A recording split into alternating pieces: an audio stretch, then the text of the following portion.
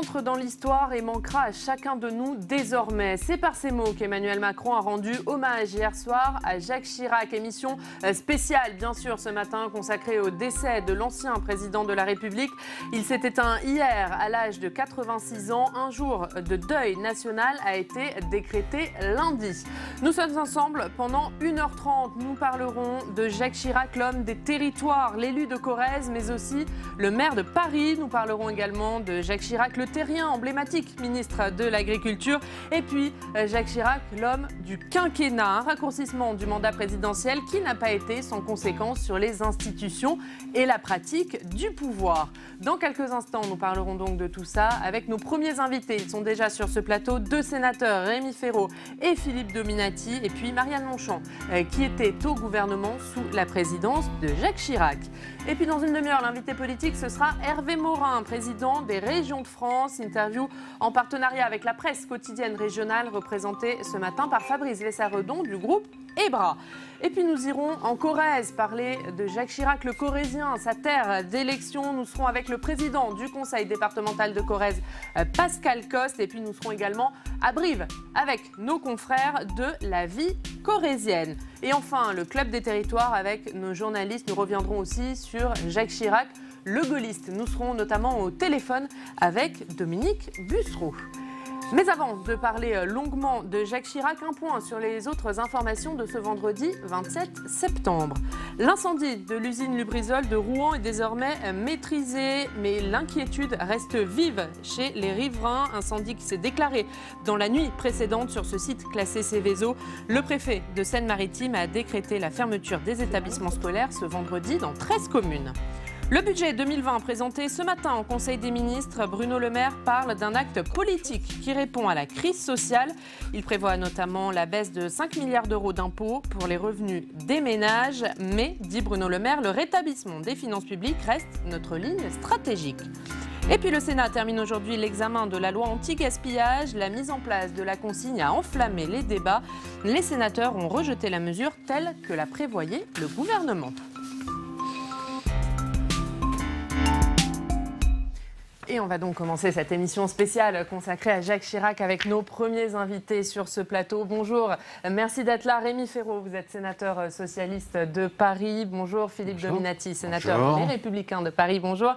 Et Marianne Monchamp, vous êtes ancienne secrétaire d'État au handicap à l'époque où Jacques Chirac était président de la République. Et puis notre journaliste parlementaire Quentin Calmet. Bonjour, Quentin, on fera avec vous les revues de presse, nombreuses aujourd'hui évidemment consacrées à Jacques Chirac, ainsi qu'une revue des hommages sur les réseaux sociaux. Messieurs, madame, on va commencer en parlant de Jacques Chirac, peut-être avec vous, Marianne Monchamp. Pour vous, qu'est-ce qu'il représentait, Jacques Chirac ?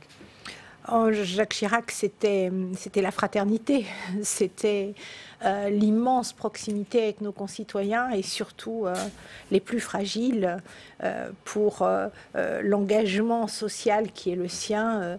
La cause des personnes en situation de handicap, je crois, a été un marqueur extrêmement fort et on continue aujourd'hui, après la loi de 2005, à porter cet héritage, cette filiation. Il n'y avait rien de caritatif là-dedans. C'était vraiment quelque chose de très républicain. C'était l'égalité des chances, c'était la citoyenneté, la participation. Un marqueur social extrêmement fort. Philippe Dominati. Oui, même chose. D'abord, le premier maire de Paris, la commune qui retrouve des libertés, la proximité vis-à-vis des plus faibles et en même temps une vision pour la ville d'abord, une vision pour le pays ensuite lorsqu'il est président de la République. C'est le dernier président à avoir un mandat de 7 ans. Il y a un changement dans l'attitude présidentielle vis-à-vis du peuple et de la population. Il a à la fois cette proximité et en même temps le président protecteur. Donc c'est un autre président de la Ve République ou c'est le dernier des grands présidents de la Ve République. Rémi Féraud, qu'est-ce que vous avez envie de retenir, vous, de Jacques Chirac ? Je crois que la une du Parisien ce matin l'illustre bien. Au-delà des convictions politiques, on retient une personnalité qui est très à l'image des Français. J'en retiens pour ma part, moi qui ne l'ai pas connu personnellement. Je l'ai rencontré, j'étais un jeune Parisien. C'était une bête de campagne, Jacques Chirac. Donc je l'ai rencontré comme un jeune Parisien qui venait d'arriver à Paris à l'occasion d'une visite dans l'école où je faisais mes études, où il a serré la main à tout le monde avec la chaleur humaine qui le caractérise. J'en retiens, comme Philippe Dominati, le premier maire élu de Paris. Dans l'histoire de Paris, c'est considérable. J'en retiens aussi 1995 et 2002. J'ai voté pour lui au deuxième tour de la présidentielle. J'ai fait campagne pour lui pendant 15 jours et je ne l'ai jamais regretté. J'ai regretté cette situation politique, mais je ne l'ai jamais regretté. C'était un homme profondément républicain à l'évidence, et je retiens aussi un homme de paix. Un homme de paix, un homme du multilatéralisme, un homme de l'ouverture de la France sur le monde. Je pense que Jacques Chirac a montré d'ailleurs dans les dernières années de sa vie que son image était plus riche et plus complexe, sa personnalité était plus riche et plus complexe que l'image du début peut-être de sa carrière politique. Alors, vous ne le connaissiez pas personnellement, Rémi Féraud, mais Marianne Monchamp, Philippe Dominati, oui. Marianne Monchamp, vous avez été ministre sous la présidence de Jacques Chirac. Est-ce que vous avez peut-être un souvenir, une anecdote à nous raconter, peut-être un conseil des ministres? C'était quoi le président Chirac? C'était quelqu'un qui, au Conseil des ministres, qui était extrêmement formaté, c'est une tradition républicaine malgré tout que ce le soit, qui pouvait démarrer de véritables colères, c'était extrêmement rare, sur des sujets qui lui tenaient à cœur. Et l'un de ces sujets, c'était, je m'en souviens très bien, l'absence au fond de respect par l'État lui-même des règles d'emploi des personnes en situation de handicap. On s'était ce jour-là, je crois tous, vu infliger un remontage de bretelles en règle parce que l'État n'était pas exemplaire. Et Jacques Chirac avait parfois l'habitude de feindre des colères parce que ça permettait de faire bouger les choses. Ce jour-là, ça n'était pas fin. C'était une véritable, au fond, révolte qu'il ressentait devant cet État qui, avec les fonctions publiques, eh bien, ne respectait tout simplement pas les engagements que la nation avait pris pour que nos concitoyens en situation de handicap aient un égal accès à l'emploi et en particulier à l'emploi public. Et je peux vous dire que ce jour-là, on n'entendait pas de mouches voler, que tout le monde était plongé dans ses notes et qu'on en a tous tiré un certain nombre d'enseignements. D'ailleurs, ça a fait bouger les lignes et ça a fait bouger les choses et les fonctions publiques ont progressé en matière d'emploi. Philippe Dominati, vous, sur le plan plus personnel, votre père travaillait avec Jacques Chirac. Est-ce que vous avez un souvenir plus personnel? Il y a une multitude de souvenirs, mais effectivement, c'est la proximité et l'efficacité. Moi, les souvenirs que j'ai, c'est beaucoup plus au Conseil de Paris, où j'ai eu l'occasion d'exercer des mandats. Effectivement, il était très concret. Et lorsqu'il allait quelque part, ou qu'il présidait une réunion, on avait le sentiment que le pouvoir politique décidait. J'ai le sentiment qu'aujourd'hui, dans la vie politique, tout est millimétré. Là, c'était spontané. Il y avait des réactions. On arrivait parfois avec des dossiers, des plans, des idées sur l'aménagement de la ville. Il y avait des grands quartiers, les Champs-Élysées qui ont été refaits. Lorsqu'on voit aujourd'hui les Champs-Élysées, il faut se rappeler que c'était sous la mandature de Jacques Chirac, ça avait été totalement refait. Il a changé à plusieurs reprises les projections qu'on avait faites, etc. Donc il était à la fois très concret, très humain, et on avait le sentiment qu'il y avait une simplicité dans l'exercice du pouvoir. Lorsque je vois aujourd'hui les cortèges officiels des ministres, avec la proximité qu'il y avait sous le gouvernement Chirac et précédemment Mitterrand, il y avait beaucoup plus de proximité, peut-être moins de problèmes de sécurité qu'aujourd'hui, il faut reconnaître, mais c'était très concret. Rémi Féraud, quelle trace il a laissé le maire de Paris, Jacques Chirac? Non, il était le premier maire élu, ça a été dans l'histoire de Paris un progrès absolument considérable. Ensuite, il a laissé une trace politique, de grands projets urbains, d'ailleurs certains réussis, d'autres beaucoup plus contestables. J'ai participé aussi d'une génération qui a voulu tourner la page et mener une autre politique, mais je sais aussi, pour avoir été maire du 10e arrondissement, que les Parisiens aimaient Chirac, que certains qui ne votaient pas pour lui aimaient sa personnalité, que il faisait le grand chelem dans tous les arrondissements, y compris ceux qui n'étaient pas de droite. Donc il avait un vrai rayonnement et j'ai souvent rencontré des Parisiens de mon arrondissement qui avaient gardé un bon souvenir de Jacques Chirac et de ses déplacements sur le terrain, où évidemment il savait y faire. Donc je crois que d'ailleurs pour nous, il est important aujourd'hui avec Anne Hidalgo que Paris rende hommage à Jacques Chirac à la hauteur de ce qu'il a représenté dans son histoire. Nous sommes en train d'y travailler, nous voulons le faire dans le consensus politique et puis en lien avec la famille Chirac. Il y aura déjà dès lundi matin, le Conseil de Paris est reporté et lundi matin, le Conseil de Paris sera uniquement consacré à un hommage à Jacques Chirac. Il y aura ensuite des démarches, notamment pour donner le nom de Jacques Chirac à un lieu important, emblématique de Paris. Mais tout ça vous avez déjà une idée ? Oui, c'est pas à moi de le révéler aujourd'hui. Ce sera mais vous le savez déjà. Mais nous sommes en train d'y travailler. Nous avons la volonté de le faire de manière très consensuelle. Et hier après-midi, Anne Hidalgo a réuni tous les présidents de groupe du Conseil de Paris. Nous étions tous autour d'elle. Et de le faire en lien avec la famille Chirac. Eh bien, on suivra tout ça. Hier soir, à 20h, bien sûr, Emmanuel Macron s'est adressé aux Français pour rendre hommage à son prédécesseur. Hommage à un grand Français, a-t-il dit. On l'écoute. Jacques Chirac était un grand Français, libre, épris de notre terre, pétri de notre histoire et amoureux taiseux de notre culture. Lui qui attirait la sympathie de l'agriculteur et du capitaine d'industrie, lui qui prenait le temps d'échanger longuement avec l'ouvrier d'usine comme avec les plus grands artistes, aimait profondément les gens, dans toute leur diversité, quelles que soient leurs convictions, leurs professions, leurs conditions. Cet hommage d'Emmanuel Macron, vous l'avez écouté, hein, évidemment, Marianne Monchamp. C'était un bel hommage du président de la République ? C'était un hommage poignant et un hommage d'une très grande justesse. Le président de la République a dit des choses qui, je crois, font véritablement écho à la personnalité de Jacques Chirac. Quand il a dit de lui qu'il était taiseux, c'est vrai. Jacques Chirac était chaleureux, il serrait des mains, il embrassait les enfants. Mais Jacques Chirac était complexe. Il y avait en lui quelque chose d'insondable qui était toujours un peu intriguant quand on le côtoyait et j'ose dire assez impressionnant.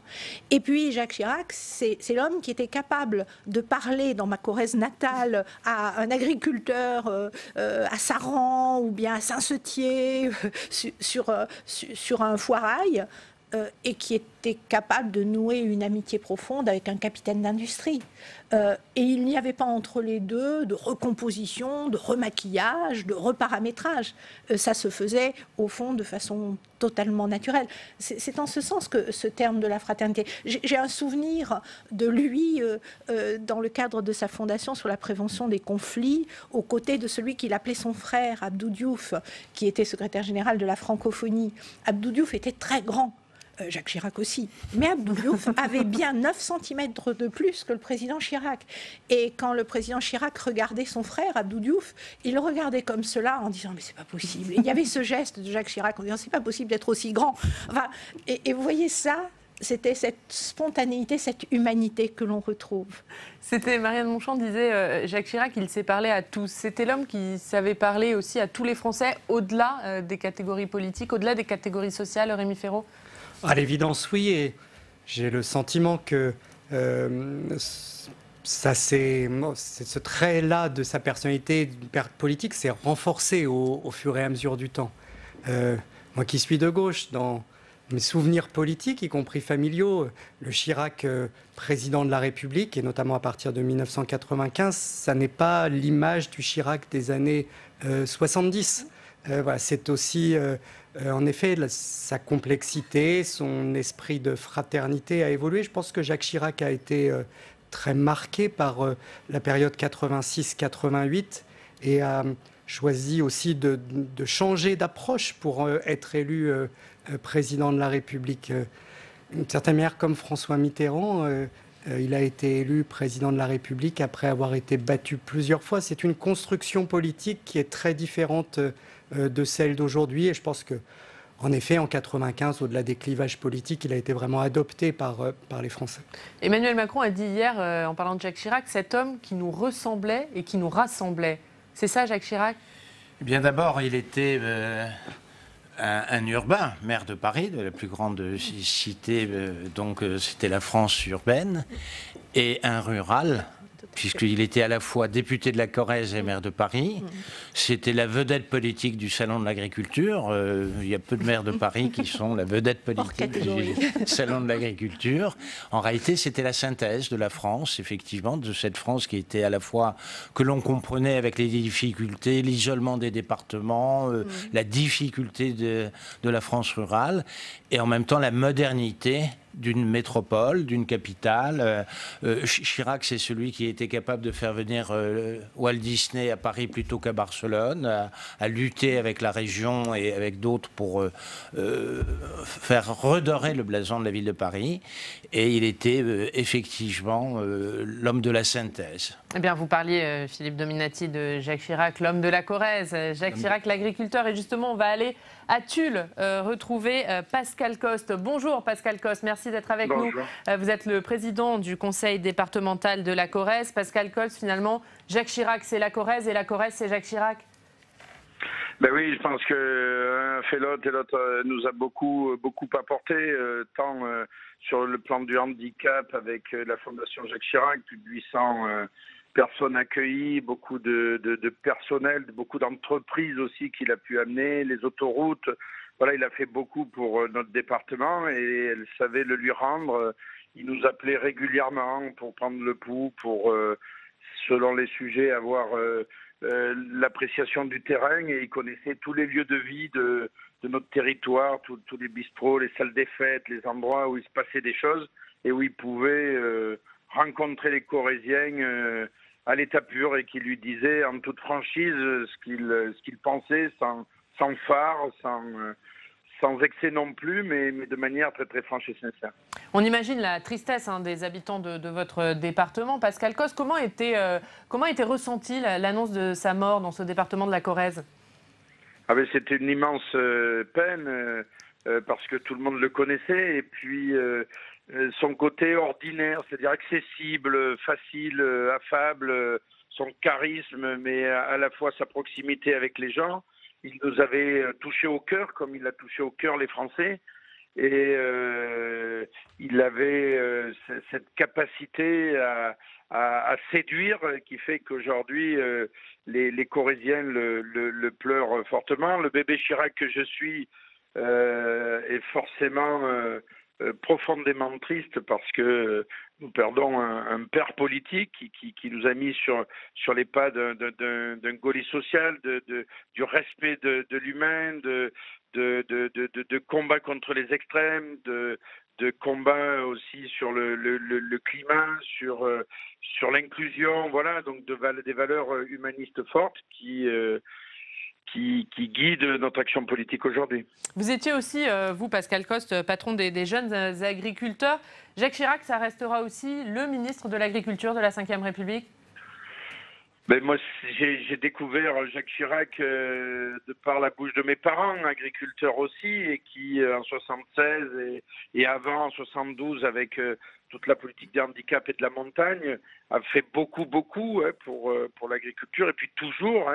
Je l'ai connu comme président des GIA de Corrèze, où il venait toujours nous demander ce qu'il fallait, comme président national des jeunes aussi, où nous avons négocié l'agenda 2000 de l'Union européenne, le budget de l'Union européenne, avec des réformes de la politique agricole commune.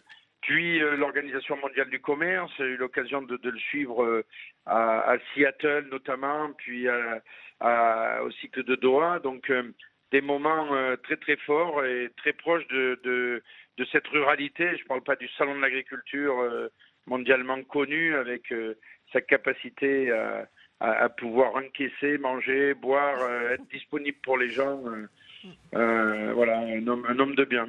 Pascal Coste, est-ce que la Corrèze a prévu de rendre un hommage particulier à Jacques Chirac? Alors, nous allons tout d'abord nous inscrire dans l'hommage national, avec une minute de silence à la fois à l'hôtel du département qui l'a présidé à 12h, et à la fois partout où se trouvent les Corréziens sur ce territoire. et puis une messe qui fait écho à celle de Saint-Sulpice à la cathédrale de Tulle, présidée par l'évêque de Tulle, Monseigneur Bestion. Merci beaucoup. Merci Pascal Coste d'avoir été en direct avec nous ce matin, président du conseil départemental de la Corrèze. Merci à vous. Marianne Monchamp, on a entendu Pascal Coste raconter Jacques Chirac le Corrézien, Jacques Chirac au ministère de l'Agriculture. Oui, mais c'est vrai qu'on se souvient de l'homme et on se souvient de cette manière d'être. Mais ce que le président Coste vient de rappeler, ce sont des choses très importantes. C'est qu'au fond, il s'agissait d'une méthode. C'était une manière pour Jacques Chirac de comprendre le pays réel, de capter la sensibilité du pays. Et au fond, dans la construction des réformes, d'aucuns a pu reprocher à Jacques Chirac parfois une lenteur, j'ai entendu. On a tous entendu cette critique en immobilisme. En réalité, Jacques Chirac savait quelle était l'élasticité du corps social français. Et l'idée de brutaliser notre pays, de le conduire dans des impasses, je crois que c'était véritablement cela, un risque qu'il ne voulait pas faire courir à la nation. Et cette méthode-là, bien sûr qu'il l'a captée dans les rues de Paris, au contact des Parisiens, mais, et c'est très intéressant, il a fait la même démarche au cœur de la Corrèze, où il n'y a pas, je vous prie de le croire, que de grandes exploitations agricoles. Il y a véritablement là une agriculture qui peine, qui a souffert et qu'il a su, je crois, promouvoir et protéger. Parce que Jacques Chirac, c'était, on le disait, c'était l'homme des territoires, c'était un homme qui comprenait ses élus locaux. Oui, bien sûr. Aujourd'hui, on ne comprendrait pas, puisqu'on interdit le cumul des mandats, on interdit la proximité à un homme qui s'occupe de la nation ou qui est parlementaire, on interdit. Il arrivait de Corrèze, il a participé le dimanche au scrutin électoral en Corrèze, il arrivait le soir à l'hôtel de ville de Paris pour voir les résultats de Paris, et il était effectivement ambivalent sur ce plan-là, mais tous les Parisiens sont des provinciaux, c'est bien connu, quoi. C'est rare d'avoir 3 générations de Parisiens, donc on vient tous de quelque part, et c'est effectivement le charme de l'homme qui pouvait connaître les problèmes de tout le territoire, de la pêche, de l'agriculture, des métiers de l'artisanat. Chirac, maire de Paris, a toujours refusé, pour la défense du petit commerce et des commerçants, les grandes surfaces dans Paris. Vous faites le périphérique, toutes les grandes surfaces étaient à l'extérieur de Paris. Après, les autres ont changé. Maintenant, vous avez des grandes surfaces dans Paris, des grands bâtiments, des groupes industriels qui sont rentrés. Chirac a été le maire de Paris qui, jusqu'à la fin de son mandat, de ses mandats, a refusé, a défendu le petit commerce. C'était une particularité de l'époque. Est-ce que c'est avec notre temps d'aujourd'hui? Peut-être pas, mais c'était pour bien comprendre qu'il s'occupait des problèmes avec une vision et en même temps des petits détails. Un mot rapidement là-dessus, Rémi Féraud, parce que Chirac, c'est quand même un maire de Paris, député de la Corrèze. Est-ce que c'est un paradoxe ou finalement c'était sa complémentarité? Et président du Conseil général de Corrèze. Je pense que lui, pour lui, c'était sa complémentarité. C'est un cumul des mandats qui est inimaginable aujourd'hui. C'est une autre époque, mais ça a participé de sa construction politique. Et en effet, c'était un... je ne sais pas comment il faisait en termes d'organisation du temps. Il avait beaucoup d'énergie aussi, mais c'était aussi un maire de Paris qui connaissait Paris dans sa diversité. Philippe Dominati parlait de la préservation du commerce parisien et nous en bénéficions toujours aujourd'hui parce que Paris ne serait pas ce qu'il est sans cette préservation du tissu commercial. Je veux aussi rappeler la création du SAMU social.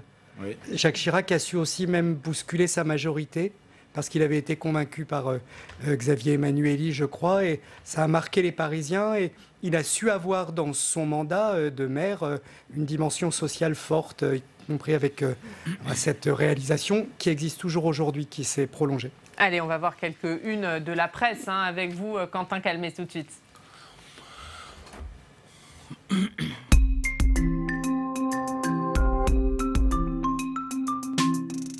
Et on va voir avec vous, Quentin, d'abord les unes de la presse nationale. Et on commence par cette belle une de Libération. Oui, d'abord, Oriane, je voulais vous montrer une image assez saisissante. C'est 61 réunies sur une seule et même page.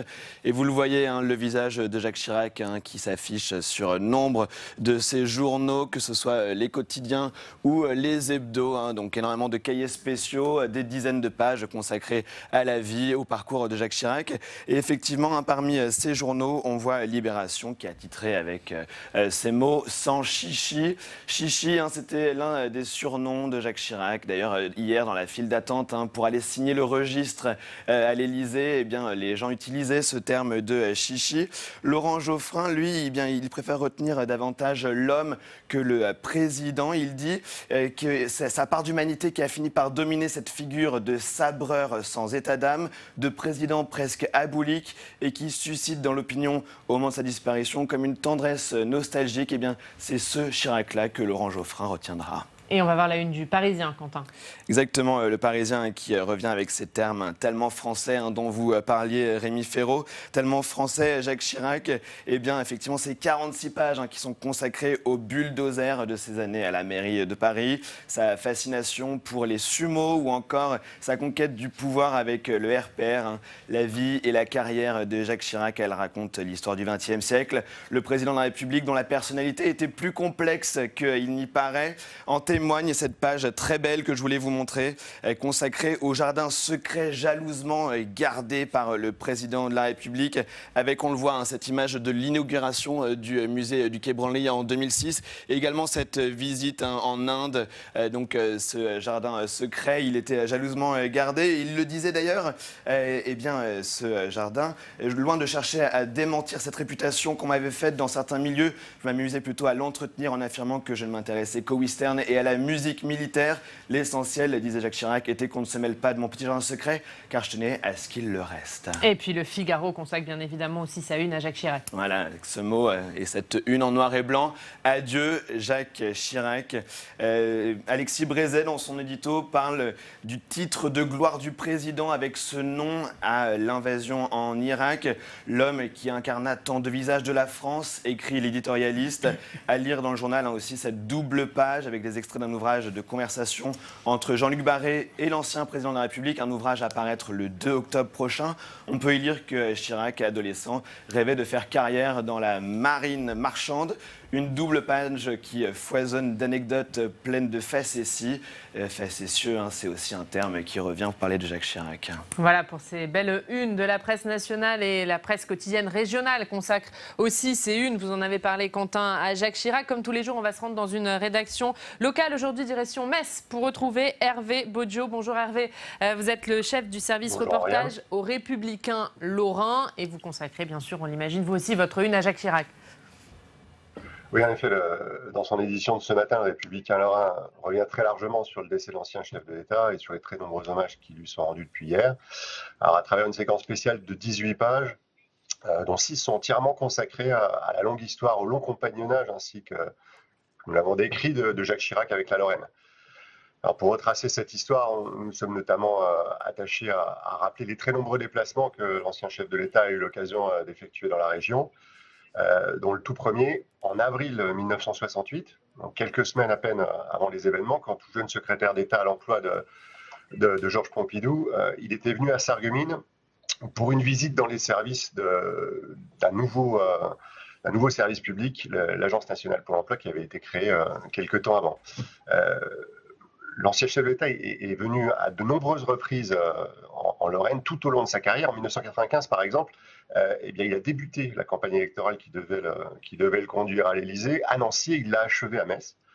Un peu plus tard, en 1997, il était venu à Hambach, en Moselle, donner le coup d'envoi conjointement avec le chancelier allemand Helmut Kohl et le président de la Confédération helvétique, Flavio Cotti, une aventure industrielle qui se poursuit encore aujourd'hui, c'est celle du constructeur automobile Smart. Et puis sa dernière visite remontait à janvier 2006. Cette année-là, la tournée des vœux présidentiels avait fait étape à Metz. Et on imagine du coup, parce que vous nous avez raconté les nombreuses visites de Jacques Chirac dans votre département, que les réactions ont été nombreuses chez vos lecteurs. Oui, alors nous avons bien évidemment recueilli de nombreuses réactions au décès de l'ancien chef de l'État, qui forment un hommage assez unanime, il faut bien le dire. Le sénateur François Grosdidier, par exemple, qui s'est rappelé pour nos lecteurs de l'accueil paternel que Jacques Chirac lui avait réservé en 1993, alors que tout fraîchement élu député, avec quelques autres, François Baroin, Hervé Guémard, Renaud Muselier, il faisait ses premiers pas au sein du groupe parlementaire RPR à l'époque. L'ancien maire de Metz, centriste aussi, Jean-Marie Roche, s'est souvenu quant à lui de ses toutes premières rencontres avec Jacques Chirac dans les années 50, c'est-à-dire bien avant leur engagement politique respectif, par le truchement d'un ami commun.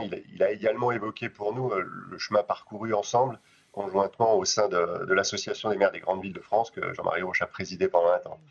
Et puis, il a surtout insisté sur le poids que l'ancien chef de l'État avait mis dans la balance pour que le projet de centre Pompidou-Metz soit réalisé. Merci beaucoup. Merci Hervé Baudio d'avoir été avec nous, nos partenaires du Républicain Lorrain. Et vos pages spéciales sur Jacques Chirac sont bien sûr à lire dans votre édition du jour du Républicain Lorrain. Avant de vous quitter, messieurs, madame, peut-être en un mot, ce que vous avez envie que les Français retiennent de Jacques Chirac. La France par les Français dans cette relation directe et fraternelle. Philippe Dominati. C'était une autre époque et on n'a pas évoqué aussi le rôle des premiers ministres. Il a été 2 fois Premier ministre. Les institutions, c'était autre chose. C'est-à-dire, le président a été élu pour 7 ans, il a fait 12 ans de mandat, son prédécesseur avait fait 14 ans, et les premiers ministres avaient un rôle politique. Maintenant, le président est beaucoup plus proche des Français dans la durée du mandat. On sait que ça sera beaucoup plus court, il n'y a pas cette Mais dû au quinquennat instauré par Jacques Chirac, justement, ça a changé les institutions. Tout changé, a beaucoup tout changé, et il a été Premier ministre à 2 reprises, Premier ministre de cohabitation une première fois. Il a subi la cohabitation en tant que président de la République, avec un Premier ministre également. Donc ça avait un autre poids politique, et donc le politique avait beaucoup plus de force sous Jacques Chirac. C'est pour moi effectivement sans doute le dernier grand politique de la Ve République, de cette époque-là. Maintenant on est passé à autre chose. Rémi Féraud. C'est le dernier grand politique du XXe siècle, Jacques Chirac, mais je pense qu'aujourd'hui, son discours de Johannesburg est particulièrement actuel et sur l'écologie. Oui, qui nous revient, la planète brûle, notre maison brûle. Notre maison brûle et nous regardons ailleurs.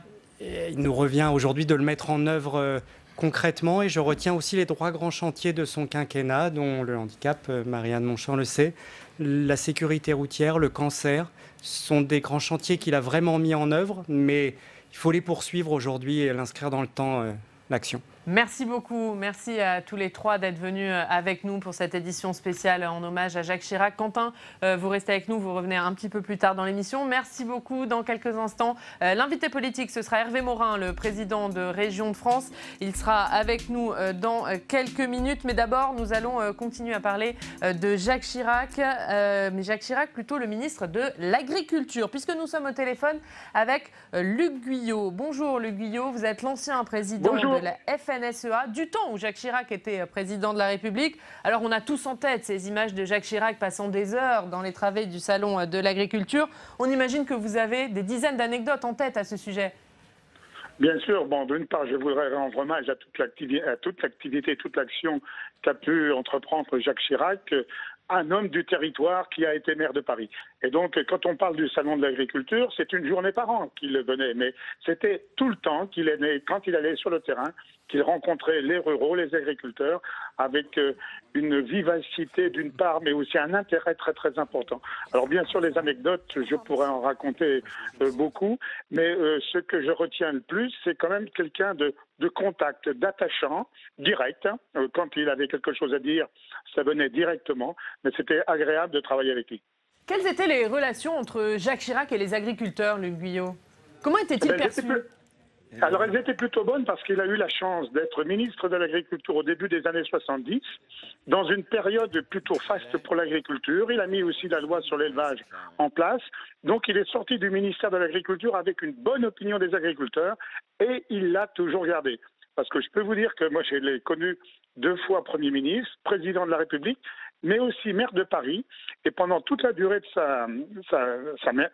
comme maire de Paris, il nous invitait tous les ans à passer 2 ou 3 heures avec lui pour pouvoir l'entretenir toujours sur l'agriculture. Il s'est toujours intéressé à l'agriculture, même si ses responsabilités n'étaient pas directes. Jacques Chirac, Luc Guyot, c'était aussi, à travers l'agriculture, bien sûr, c'était aussi l'homme du terroir, l'homme des territoires. Oui, tout à fait. Il venait d'un département où l'agriculture connaissait aussi des difficultés, donc il vivait avec ces gens qui étaient accrochés au territoire, mais il était aussi accroché à tout le modernisme de l'agriculture qui apportait l'alimentation. N'oublions pas que pendant ces 40 années, nous avons vécu un développement de l'agriculture et de l'alimentation considérable, avec une sécurisation des aliments à nulle part ailleurs. Il n'y a pas d'autre pays qui est plus sécurisé que nous, diversifié, avec des agricultures de label bio et conventionnel. Et ça, il l'a porté, il nous l'a accompagné. Bien sûr, il ne l'a pas fait tout seul, mais il a toujours été très, très attentif. Merci beaucoup. Merci Luc Guyot d'avoir été en direct avec nous, ancien président de la FNSEA. Merci d'avoir rendu hommage à Jacques Chirac. Et c'est maintenant l'heure de notre invité politique.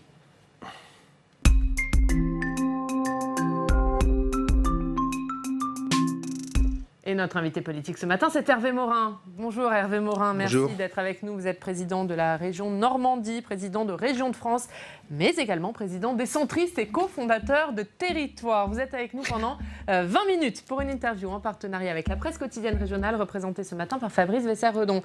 Bonjour Fabrice, qui représente les journaux du groupe EBRA, journaux de l'Est de la France. On va bien sûr parler de Jacques Chirac avec vous, Hervé Morin. On parlera aussi du reste de l'actualité, de ce qui se passe à Rouen, de votre congrès des régions. Mais Jacques Chirac, qu'est-ce que vous avez ressenti, vous, hier, en apprenant la mort de Jacques Chirac ? Comme tout le monde, beaucoup d'émotions, parce que c'est, quand malheureusement vous avez des chevreries, il a été un de ceux qui rythmaient votre vie politique. Vous savez, moi j'ai connu Jacques Chirac. La première fois que j'ai rencontré Jacques Chirac, j'étais jeune fonctionnaire. Il est arrivé, il était Premier ministre avec cette espèce de physique assez exceptionnelle, d'énergie qu'il dégageait, et en même temps d'une telle empathie qu'au bout d'un quart d'heure, vous avez plutôt envie de lui taper la main mettre la main sur l'épaule, quoi. C'était. Vous êtes un peu. J'étais pas chiracien, moi. Ce matin, on a l'impression que tout le monde est chiracien. Ouais, vous êtes chiracien. Vous êtes chiracien ce matin aussi. Bon, on pouvait pas. Dieu sait qu'il a été détesté, Dieu sait qu'il a été contesté, mais au bout du compte, au moins tout le monde reconnaît quelque chose de simple. J'ai dû être le premier à intervenir hier devant les médias, puisque j'étais à Lubrizol avec l'ensemble de vos confrères quand on a appris la mort de Jacques Chirac. Donc j'ai répondu immédiatement. Et la première chose qui m'est venue à l'idée, c'est cette idée simple, c'est qu'il connaissait intimement les Français, et il connaissait intimement les ressorts profonds de la société française. Je crois que personne ne peut lui contester cela. Il était français, quoi. Vous aviez été en désaccord avec lui sur une chose, c'était la suppression du service national. Ouais. Là, parce que vous avez été ministre de la Défense, il faut le rappeler. J'avais été collaborateur de François Léotard à la Défense. Ouais. Et je commençais ma vie parlementaire, et j'ai toujours été opposé à cette idée de suppression du service national au nom de l'efficacité des armées, parce qu'il y avait un moyen très simple pour le faire, qui était ce qu'on appelait les services longs. On pouvait tout à fait contractualiser avec des appelés pour servir pendant 3 ans. C'est ce qui se passe d'ailleurs aujourd'hui, où la plupart du temps, les militaires du rang ont des contrats courts de 3 à 5 ans. Donc ça ne changeait pas grand-chose. Donc l'idée qu'il fallait professionnaliser l'armée pour la rendre plus efficace était un faux argument. Et moi, je pensais, ayant fait mon service national, que c'était un formidable creuset, et que ce creuset-là permettait à la fois à des jeunes ayant oublié parfois un certain nombre de règles, de se dire que le matin il fallait se lever, faire son lit, répondre aux ordres, et de l'autre à des bourgeois de découvrir que le monde, c'était pas simplement Neuilly ou Passy. Pour vous, Jacques Chirac, ça reste aussi l'homme qui a dit non aux Américains ? Oui, bien sûr. Dans un contexte qui était extrêmement compliqué. Vous savez, la France a des accords extrêmement profonds, notamment sur le nucléaire avec les Américains. Je n'en dirai pas plus, mais... et donc, quand vous êtes membre de la même alliance, l'Alliance Atlantique, qu'il s'agit du pays qui vous a libéré, qu'en dépit des divergences de société, il y a au bout du compte une immense solidarité entre la France et les États-Unis, et qu'en plus vous avez des accords de défense sur les choses les plus sensibles, merci du mot, dire non, c'est pas rien. Il a eu ce courage-là, Jacques Ce courage-là, quand en plus, les Européens sont tous derrière les États-Unis, Aznar, les Allemands, tout le monde décide d'aller avec les Américains et lui dit non à partir d'une analyse simple en disant quand on évoque les programmes nucléaires irakiens, c'est pas possible, etc. Il avait parfaitement raison. Vous parliez aussi tout à l'heure de Jacques Chirac, l'homme des territoires. Vous qui présidez une association d'élus, une grande association d'élus, est-ce que Jacques Chirac, c'était aussi l'homme qui comprenait les élus locaux? Il en était un. Il fait partie, ça change tout. Il fait partie de ce cursus honorum qu'on a tous eu, qui semble un peu désuet aujourd'hui quand on a Emmanuel Macron à la tête de l'État, qui est celui d'avoir commencé sa vie politique en étant conseiller municipal, conseiller général, député. À une époque, on cumulait des mandats. D'ailleurs, on se demande comment on pouvait faire, quoi. Président de département, maire de Paris. Enfin, je ne sais pas s'il a été les deux en même temps, si, je crois. Non, maire oui. de Paris, du département de la Corrèze, député de la Corrèze. Moi, j'avais même en Normandie, c'était Jean Le Canuet qui cumulait à peu près tout. On se dit, quand on voit ce que représente, alors la décentralisation n'était pas celle d'aujourd'hui, mais quand on voit ce que représente aujourd'hui un mandat local quand on est président de région, c'est vraiment un boulot à temps plein. On se dit, heureusement qu'il y a des fonctionnaires pour faire le boulot, quoi. On entend ce matin beaucoup de gens dire, c'est la mort du dernier gaulliste. D'abord, pensez-vous. Ensuite, je suis sûr qu'il soit vraiment. Moi, moi qui suis issu d'une famille gaulliste, s'il en est, qui est à peu près tout lu sur De Gaulle. Je suis pas convaincu que ce soit le plus grand des gaullistes. Alors, je sais bien que c'est sa grande référence. C'était un radical. Il était plutôt Ratzock, quoi. Enfin, voilà. C'est plutôt un Ratzock. Ouais. Il a un héritier aujourd'hui, Jacques Chirac. Ouais, François Baroin, je pense, c'est assez proche de lui dans sa construction, dans le fait d'aimer les gens.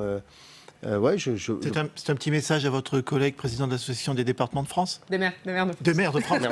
Excusez-moi, c'est un autre. Qui est proche aussi de Jacques Chirac, d'ailleurs, Dominique Bussereau. C'est Dominique Bussereau. Écoutez, j'ai des liens très proches avec François. Et pour vous, c'est lui aujourd'hui l'héritier de Jacques Chirac? Moi, je pense qu'il a une connaissance intime aussi du pays. Il a cette bienveillance, cette empathie. Je trouve. Vous pourrez suivre le parcours de Jacques Chirac et arriver à l'Élysée. Écoutez, ça m'irait assez bien. Vous l'encouragez un petit peu, là. Non, mais je ne l'encourage pas. Il n'a pas besoin d'être encouragé. Ne vous inquiétez pas. C'est-à-dire, il y pense déjà? Je sais pas, vous lui poserez la question. On lui posera la question. Jacques Chirac, alors vous disiez c'était pas un gaulliste, mais Jacques Chirac c'était aussi l'homme de l'UMP. C'est l'homme qui a rassemblé la droite et le centre. Aujourd'hui, c'est une image qui appartient au passé. Moi, j'ai été président du groupe UDF, des derniers guerriers qui ont refusé l'UMP. D'ailleurs, l'UMP a été une erreur absolument totale. Hein. Il a profité de 2002 et du second tour de l'élection présidentielle de ne pas avoir besoin des 7 points de François Bayrou, puisqu'il se trouvait face à Jean-Marie Le Pen, pour écraser l'UDF et ce qu'il en restait. En estimant que tout ça devait se fondre dans un ensemble pour pouvoir gagner. En vérité, on avait gagné toutes les élections de 1958 à 1980 et qu'on avait perdu 80 parce que Jacques Chirac s'était employé à ce qu'on perde 1900. On a oublié que c'est quand même lui qui a fait perdre Valéry Giscard d'Estaing. Et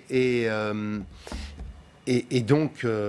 Donc pour vous, l'UMP, c'était une erreur. Il ne fallait pas rassembler la droite et le centre. Il fallait garder RPR, UDF. La preuve, c'est qu'en vérité, il y a deux courants, il y a deux familles de pensée. Il y a une famille plus jacobine, plus attachée à l'État-nation, enfin bref, à ce que peuvent représenter les valeurs de droite. Et il y a une famille plus libérale et girondine.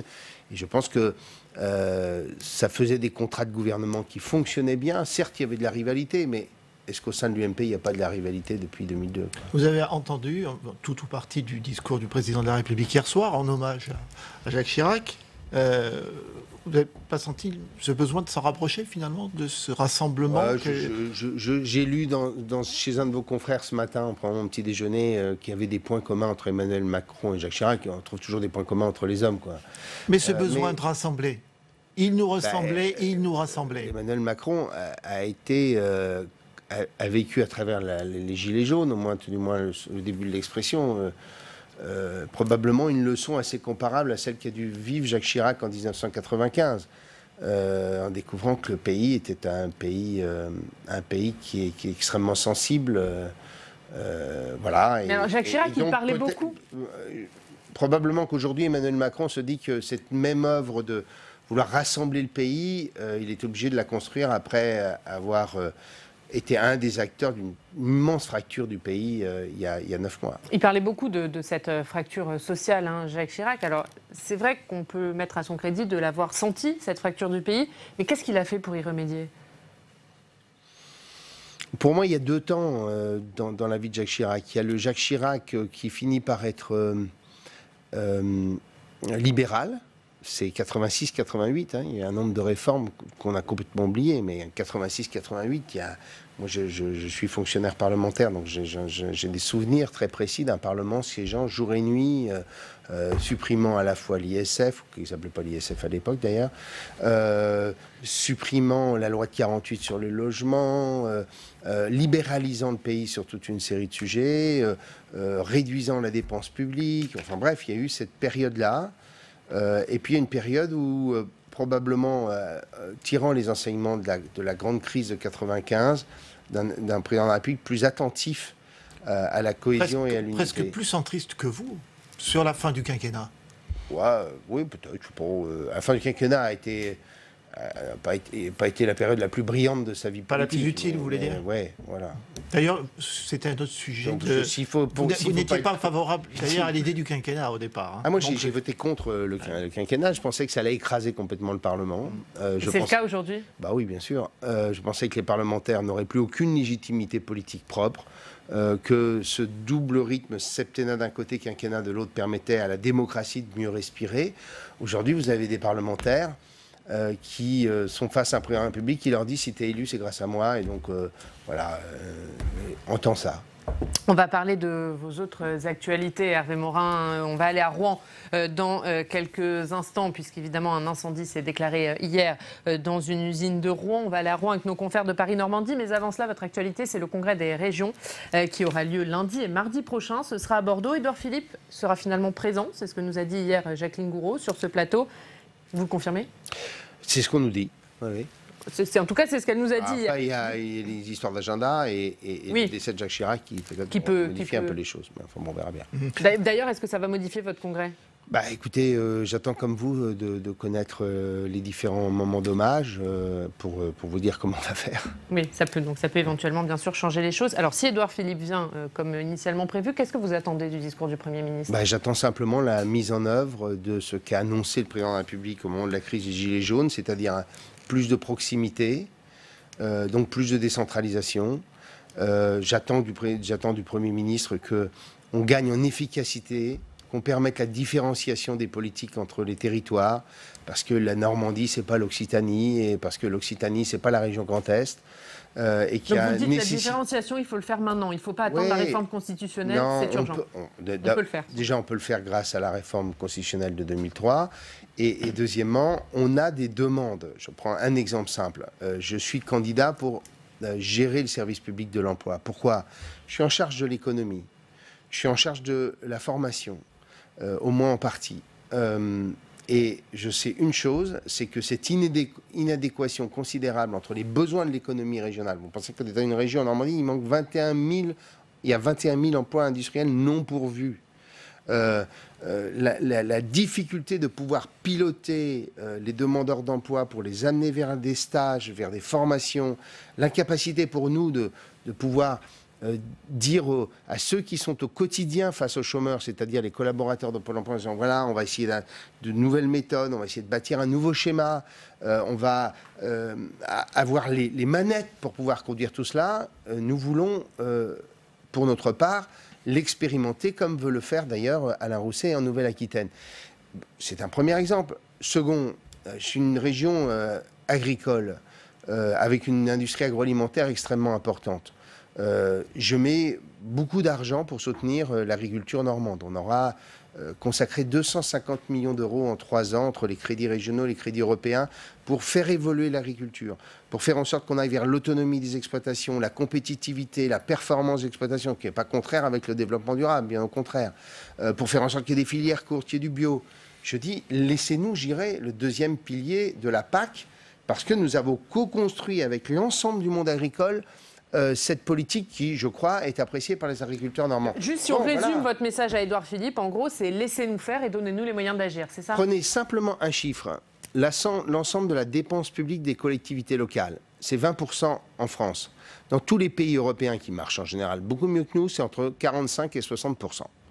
Pourquoi ? Parce que quand ça doit être proche, il faut confier ça à des territoires avec une légitimité politique. Quand il s'agit de régalien, moi je ne demande qu'une chose, c'est que le pouvoir central exerce pleinement, totalement les fonctions régaliennes qu'il doit assumer. On vous a connu un peu plus offensif contre le gouvernement. Aujourd'hui, vous êtes dans une démarche plus apaisée par rapport au Premier ministre et au Président de la République. Mais j'ai eu l'occasion de dire cette semaine à l'exécutif, j'ai dit,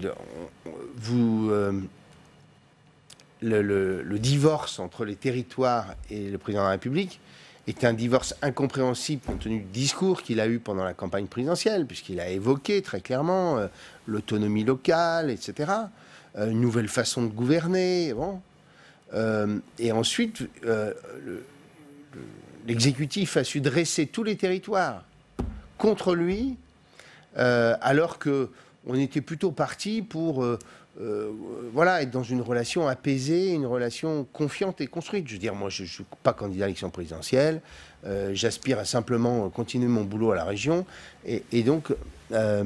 Mais les choses n'ont pas changé ces dernières semaines, ces derniers mois. Édouard Philippe promet un acte 2 tourné vers les territoires. Le Premier ministre vient normalement mardi matin. Nous espérons et nous saluerons le mouvement de décentralisation s'il est en effet annoncé par le Premier ministre. Un mot juste rapidement avant d'aller à Rouen sur ce rapport de la Cour des comptes sur les régions qui dit que finalement la loi NOTRe qui promettait des économies avec la création de grandes régions, elle n'a pas fait d'économies et 2, elle a même coûté 200 millions d'euros. Qu'est-ce que vous avez pensé de ce rapport ? Est-ce que vous avez fait assez d'économies de votre côté ? Attendez, deux choses. La première, est-ce que vous connaissez, vous, des fusions de structures qui génèrent des économies immédiatement dans le secteur privé ? Pas moi. Pas moi. Quand deux grandes entreprises fusionnent, il y a des coûts dans un premier temps. Bon. Deuxièmement, est-ce qu'on a fait des économies ? Oui, on fait des économies aujourd'hui. J'ai demandé, moi, au directeur général des services de la région de me faire le bilan. Je vais vous donner des exemples simples. Oui, ça m'a coûté cher parce qu'il a fallu que j'harmonise les régimes indemnitaires des bas normands sur les hauts normands qui étaient mieux payés. Ça m'a coûté 7 à 8 millions d'euros. Dans le même temps, c'est un choix, ça. C'est un choix. Ouais, d'autres régions n'ont pas fait ce choix. Ouais, enfin, quand vous êtes dans une collectivité unique, les gens doivent être payés de la même façon pour le même boulot, sinon vous n'arrivez pas à créer la cohésion. En même temps, j'ai repassé tout le monde à 1607 heures. J'ai mis en place la polyvalence dans les lycées, puisque c'est là où se situe l'essentiel de nos agents.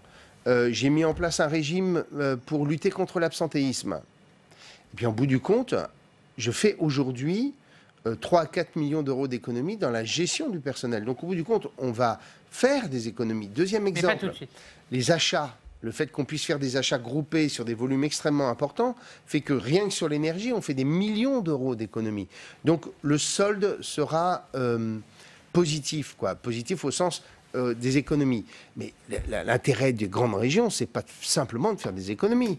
Parce que ça, honnêtement, le sujet central, c'est est-ce qu'on a des collectivités capables de porter de la valeur, capables de construire des politiques systémiques et capables d'assurer du développement. Quand je prends en charge, pour prendre un exemple simple, au Havre, la chatière, c'est-à-dire la connexion entre le fleuve et la mer qu'on attend depuis 25 ans, que l'État promet depuis 25 ans, et où je dis finalement, comme l'État ne fait pas, je vais faire. Je suis capable de le faire parce qu'aujourd'hui, j'ai un budget régional qui me permet de pouvoir décider seul d'investissements aussi lourds que ceux-là que je n'aurais pas pu faire avant. Allez Hervé Morin, on va partir dans votre région à Rouen, puisque l'autre actualité du jour, elle vous concerne de près, c'est cet incendie. Je connais Monsieur Rabillet en plus. Eh bien voilà, c'est Monsieur Rabillet qui va nous parler de cet incendie hier à l'usine Lubrizol de Rouen, un site classé Céveso. Bonjour Thierry Rabillet. Oui, bonjour. Vous êtes le rédacteur en chef de Paris Normandie. Excellent rédacteur en chef. Voilà, c'est Hervé Morin qui le dit. Thierry Rabillet, la une d'abord, avant de poser vos questions à Hervé Morin, puisque bien sûr vous avez des questions pour Hervé Morin, la une de Paris Normandie qui est, je crois, une des seules unes aujourd'hui qui n'est pas consacrée à Jacques Chirac, parce qu'évidemment, cet incendie, c'est un choc dans votre région. C'est le titre de votre une. C'est le choc, effectivement. On a choisi le mot choc plutôt que le mot peur, afin de pas non plus surinquiéter la population de l'agglomération de Rouen. Et finalement, on a une sur Jacques Chirac aussi, la subtilité. On a fait un effort important à la rédaction hier, puisqu'on a sorti 2 cahiers spéciaux. Un cahier qui a mis l'accent sur l'incendie chez Lubrizol et un deuxième cahier pour saluer la mémoire de Jacques Chirac. Donc aujourd'hui, les lecteurs de Paris-Normandie ont 2 cahiers en un. Ils ont un journal de 60 pages avec 2 unes différentes sur les 2 cahiers. Donc oui, effectivement, on s'est réveillé hier matin très tôt, vers 5h30, avec des explosions énormes qui ont complètement choqué la population. Et surtout, ça a été l'inquiétude. D'ailleurs, Hervé Morin est venu à Rouen dans la matinée. Il est venu au PC Sécurité, n'est-ce pas, Monsieur le Président? En effet. Est-ce que vous posez les mêmes questions ce matin. On l'a trouvé bien fatigué ce matin. Ouais. Donc la question, est-ce qu'il se pose la même question aujourd'hui que les habitants de l'agglomération de Rouen et des communes environnantes? Est-ce qu'il attend les résultats avec impatience des analyses? Est-ce que la région Normandie, si elle n'a pas le pouvoir, bien sûr, de déclencher ce type d'analyse, va demander au service de l'État, au préfet Pierre-André Durand, de toute la transparence sur les analyses qui ont été effectuées hier dans la journée et dont on attend avec impatience les résultats? Écoutez, moi, j'ai eu, pour tout vous le dire, parce que comme je me doutais qu'on m'interrogerait là-dessus, j'ai appelé le préfet juste avant de venir sur le plateau. Les éléments que j'ai du préfet sont rassurants. À la fois sur les analyses qui ont été effectuées, mais j'imagine qu'il le fera à un moment ou un autre avec vous, sur le fait que l'incendie soit maîtrisé, même s'il y a encore un gros travail de refroidissement à effectuer, et sur l'absence de pollution importante, notamment de la Seine, puisque ça faisait partie des sujets. Donc, en clair, aujourd'hui, rien ne nous permet de ne pas rassurer la population. En clair, il n'y a pas d'élément inquiétant dans tout ce qui est sur la table aujourd'hui. Thierry Rabier, une autre question? Oui, peut-être on va revenir. Vous étiez sur Rouen hier. Vous avez parlé beaucoup de politique. Vous avez parlé de Jacques Chirac. Vous avez parlé aussi des prochains scrutins sur les municipales. Quelle sera exactement votre stratégie, Monsieur Morin, sur les élections municipales dans les grandes villes de Normandie? Quels seront vos candidats à Rouen et ailleurs? Écoutez, à Rouen, comme vous le savez, je soutiens une candidature d'un homme nouveau en politique, que vous connaissez bien. Je vais pouvoir le dire à l'antenne, c'est Jean-Louis Louvel, qui est à la fois l'actionnaire de Paris-Normandie. Voilà. Pour une raison simple, c'est que nous avons besoin de candidatures de rassemblement, d'un homme qui a su réussir dans sa vie de chef d'entreprise, qui a su réussir en créant une belle dynamique autour de l'agence d'attractivité Rouen-Normandie Invest, et qui aussi, lorsqu'il a pris en main un grand club de rugby, a su le monter en Pro D2, ce qui est extrêmement rare quand on est au nord de la Loire. Et je pense qu'il y a besoin de ce pragmatisme, de cette efficacité pour une agglomération qui a beaucoup souffert pendant des décennies d'un système assez nécrosé autour de la Fabusie. Merci beaucoup Thierry Rabillet, Paris-Normandie, d'avoir été avec nous ce matin. Merci. Et donc, double cahier à lire dans votre édition du jour. Un sur l'incendie de Rouen et l'autre sur Jacques Chirac. C'est à lire dans Paris-Normandie. Merci. Hervé Morin, rapidement, avant de vous quitter, un mot sur votre actualité de ce week-end. Votre université de rentrée, décentriste. Un petit mot à rapidement. Nice, chez Rudy Sall, pour travailler sur un sujet. Nous y passerons quasiment la journée entière sur les questions d'environnement. Parce qu'on a besoin de bâtir un discours politique et un programme politique sur ces questions-là. C'est des questions centrales sur lesquelles on a besoin de renouveler la pensée. Qu'on va retrouver dans les municipales, j'imagine. Pardon? Qu'on va retrouver dans les municipales. Oui, bien sûr. Gros enjeux pour vous. Mais vous savez, là, c'est typiquement un sujet où il faut qu'une partie de ces politiques soit complètement décentralisée. Quand on parle d'économie circulaire, ce sont des sujets qui devraient être traités uniquement par les collectivités. Merci beaucoup Hervé Morin, merci d'avoir été avec nous. On le rappelle, donc votre université de rentrée ce week-end et le congrès des régions de France qui normalement se déroulera lundi et mardi à Bordeaux. Merci Hervé Morin, merci Fabrice Vessard-Redon. Bon week-end. Et tout de suite, c'est l'heure du Club des Territoires. Avec nos journalistes, on va bien sûr continuer à parler de Jacques Chirac. Public Sénat, avec le soutien de la Mutuelle nationale territoriale, la Mutuelle des agents des services publics locaux et en partenariat avec la presse quotidienne régionale et les télévisions locales, vous présente le Club des Territoires.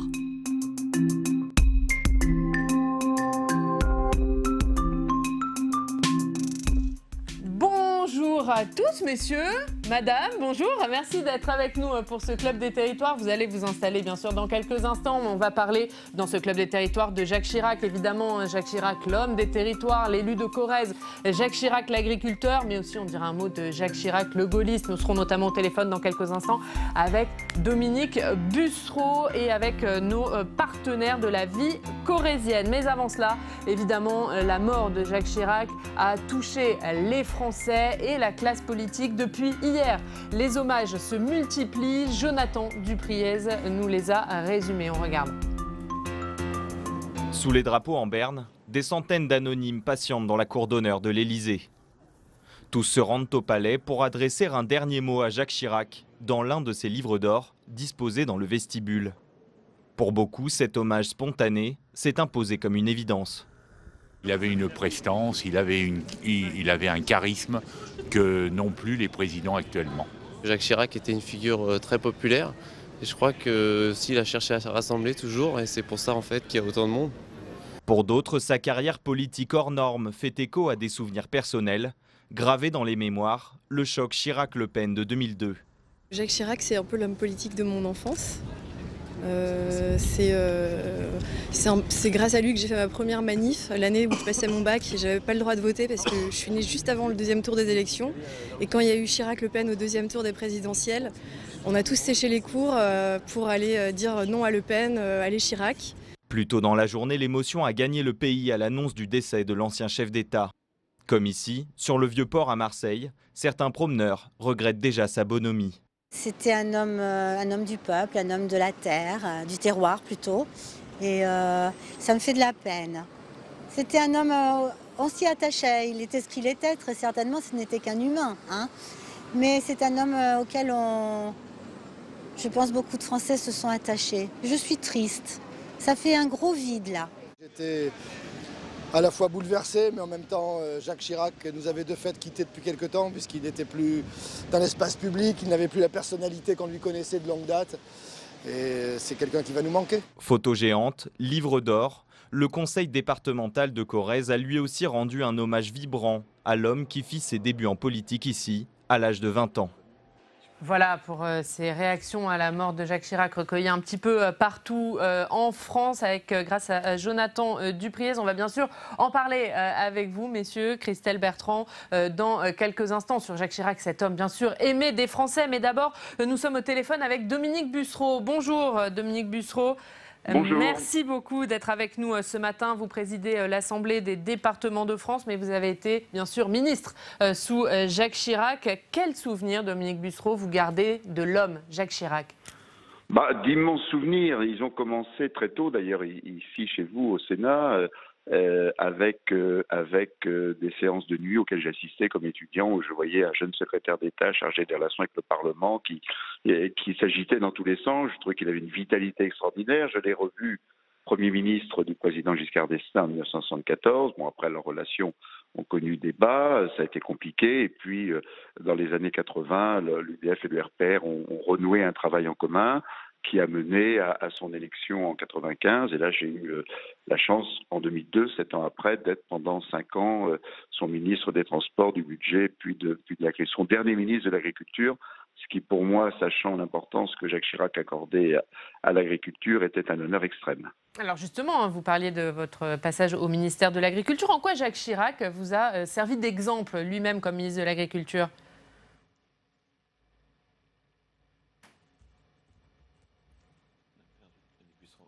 On n'entend plus Dominique Bussereau. Ah oui, vous je vous avais perdu. Ouais. Non, oui, vous avez entendu ma question, je vous la repose. Non, merci de la reformuler. Alors, vous parliez de Jacques Chirac, le ministre de l'Agriculture, et que vous-même, vous avez été ministre de l'Agriculture de Jacques Chirac. En quoi vous a-t-il servi d'exemple ? Écoutez, par sa connaissance pharaonique de tout, des productions, des paysages, des terroirs français. Je donne un exemple. Il adorait en Conseil des ministres poser des colles à ses ministres. Il essayait de coincer les affaires étrangères sur la carrière d'un ambassadeur auquel on donnait l'agrément, etc. Et un jour, au Conseil des ministres, il dit « Alors, monsieur le ministre de l'Agriculture, est-ce que vous savez pourquoi on ne vend plus de blé à la Chine ?» Alors, je venais juste d'être nommé. Je n'avais pas vraiment la réponse, donc j'ai improvisé en disant certainement pour des questions de qualité. Et, ouais. Puis à la fin du Conseil des ministres, il m'appelle, il me dit « Tu sais pourquoi on ne vend plus de blé à la Chine ?» Monsieur le Président, oui, peut-être. Parce qu'on leur a vendu des sacs avec des charançons. Moi, je les ai vus, c'était charançonné. Et on ne vend pas du blé, même aux Chinois, charançonné. Voilà, c'était tout Chirac. Voilà, c'est tout ça résumé dans cette anecdote. Jacques Chirac, Dominique Bussereau, c'était aussi un homme des territoires, vous qui présidez maintenant l'Assemblée des départements de France. Jacques Chirac, c'était l'homme qui comprenait les élus locaux?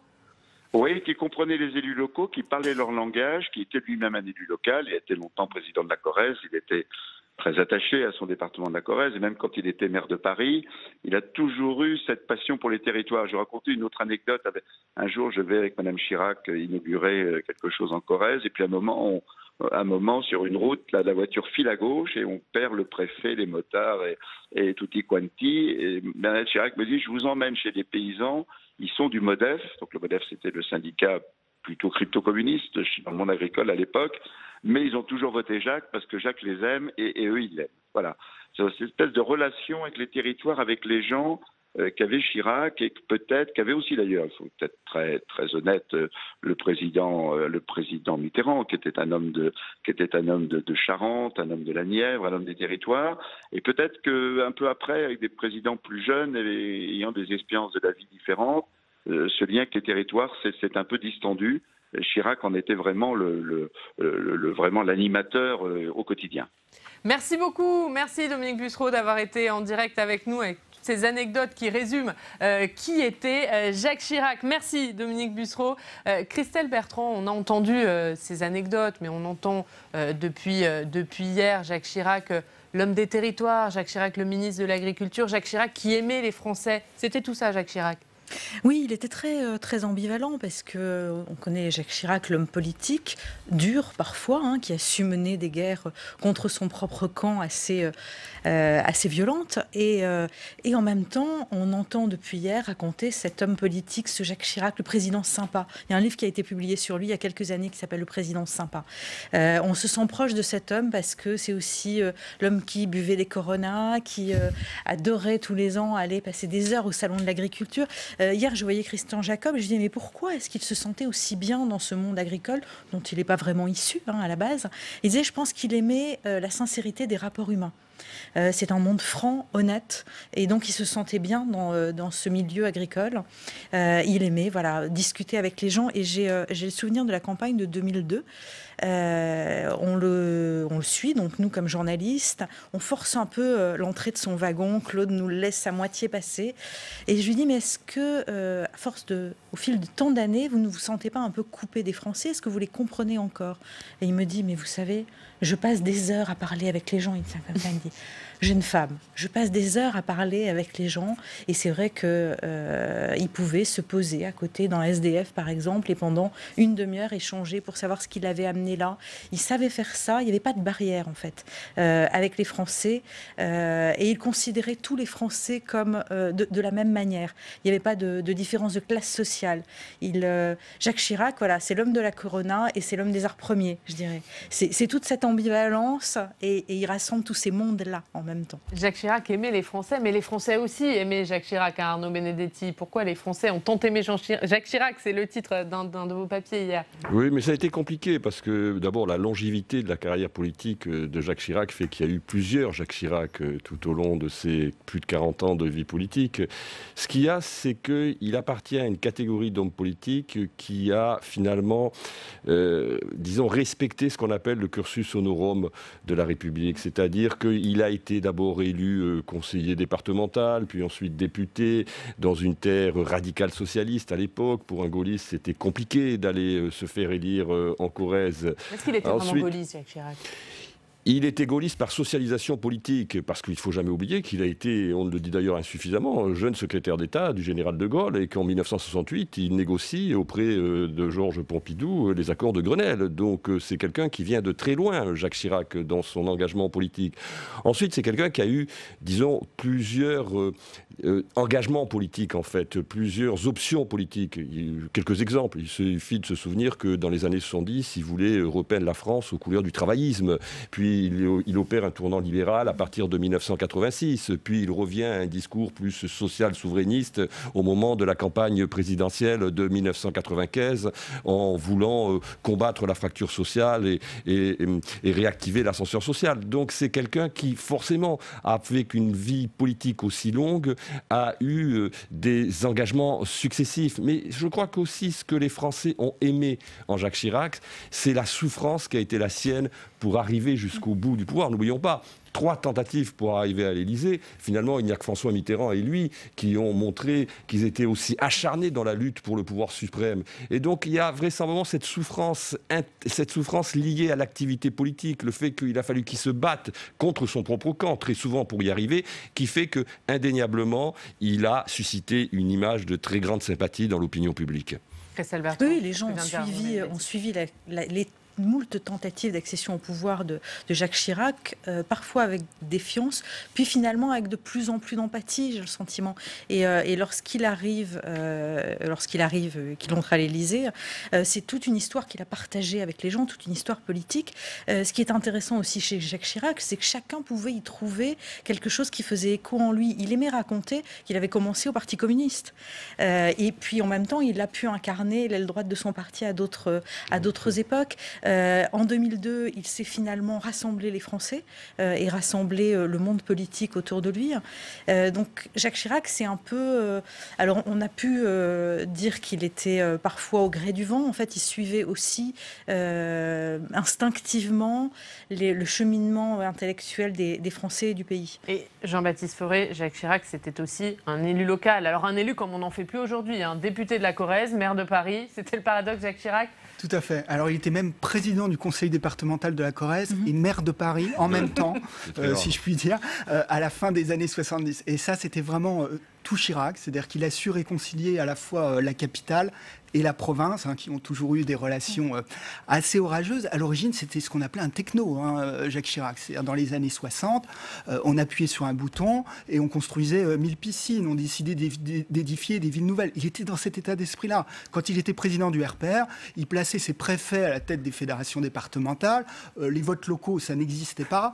Son truc, c'était vraiment le centralisme démocratique. Alors, ça paraît d'un autre temps, mais quand on observe la République en marche, on s'aperçoit qu'il peut y avoir quand même quelques connexions parfois. Et puis c'était aussi surtout l'élu de la Corrèze. Il avait été élu en 1965 au conseil municipal de Sainte-Féréole. Enfin, vous l'avez dit, il a vraiment commencé au bas de l'échelle, si je puis dire. Enfin, il était quand même soutenu par le pouvoir central.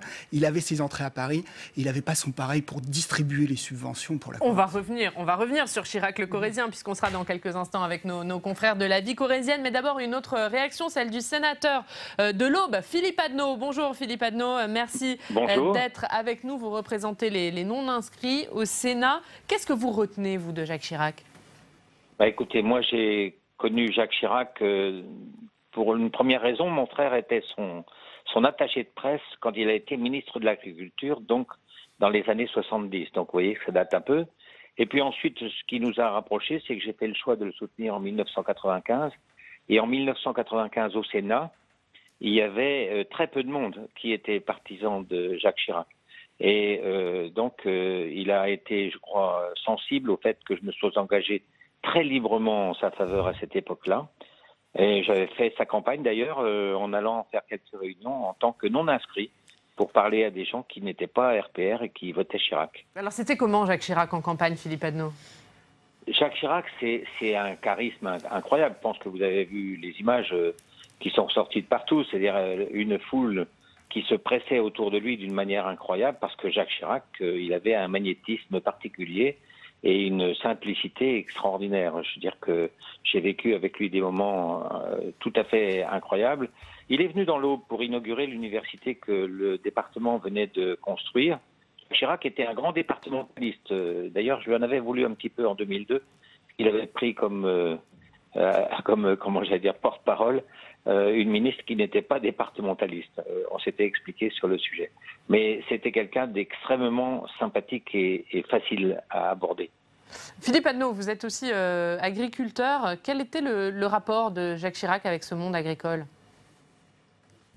Je crois que ce qui va bien avec l'agriculture, c'est la simplicité.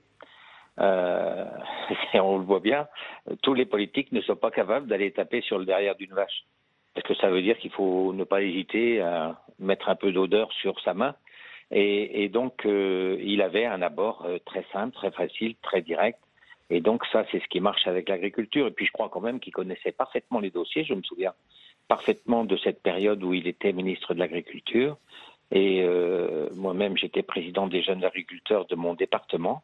Et c'était quelqu'un qui connaissait parfaitement tous ces dossiers. Un mot sur le quinquennat. Philippe Adnot, vous qui êtes sénateur, Jacques Chirac, c'est aussi l'homme du quinquennat. Est-ce que cette mise en place du quinquennat, vous diriez aujourd'hui que ça affaiblit le Parlement ?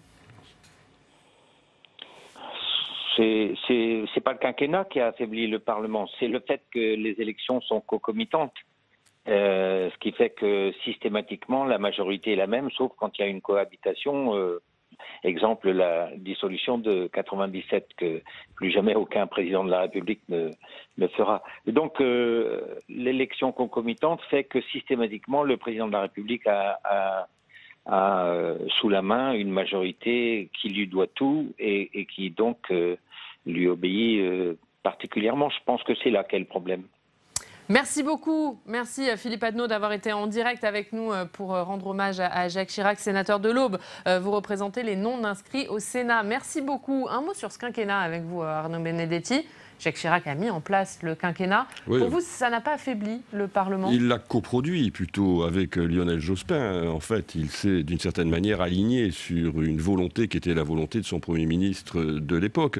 Oui, ça a certainement affaibli le Parlement, mais enfin, il faut se souvenir que de toute façon, à l'exception des périodes de cohabitation, qui sont quand même des périodes rares dans l'histoire de la Ve République, 3 cohabitations, le Parlement a toujours été un parlementarisme rationalisé, comme on dit en droit constitutionnel. Il ne faut jamais oublier que la Ve République s'est bâtie contre ce que le général de Gaulle appelait le régime des partis qui dominait l'Assemblée et le Sénat. Donc, si vous voulez, je pense qu'en la matière, c'est d'une certaine façon un faux procès qu'on fait à Jacques Chirac. Encore une fois, parce qu'il n'a pas la responsabilité directe de cette décision.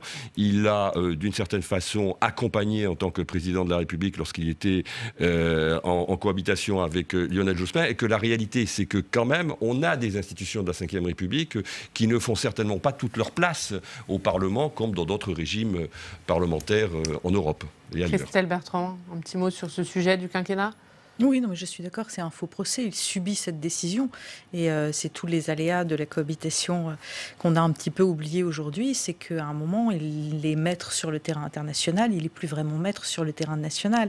Et s'il y a des choses à reprocher à Jacques Chirac, c'est peut-être, c'est pas forcément celle-ci. Hein. Le référendum sur l'Europe est peut-être plus à souligner parce que voilà, on sait tout ce qui s'en est suivi. Et là, c'est un président qui ne comprend plus vraiment, parce que là, on a parlé du président qui comprenait la France, hein, qui avait les pieds ancrés dans les territoires autant qu'à Paris, qui parlait avec les Français.